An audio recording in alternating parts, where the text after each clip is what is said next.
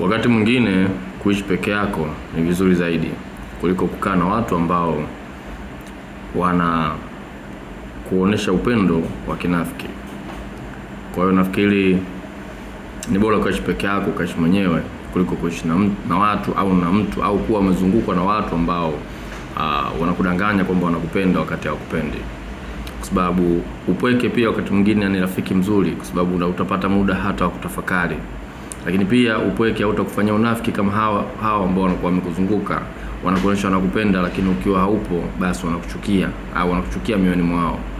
Binadamu wengi wako hivyo, kwa macho, kwa matendo. Ukiwepo unamtazama atakuonyesha yeye ni mtu wa muhimu sana kwako, anakupenda na kujali, lakini niamini kwamba ukiwa haupo sivyo anavyowaza wala sivyo anavyokuwazia wewe.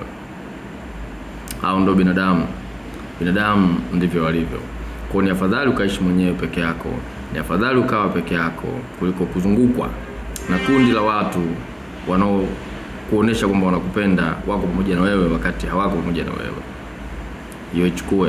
Ni bora kuishi mwenyewe kuliko kuishi na watu wanafiki, kuishi na watu wanao pretend kwamba wanakupenda lakini hawakupendi. Ni bora kubaki mwenyewe, ukafanya kwako mwenyewe, ukajua kama niko peke yangu.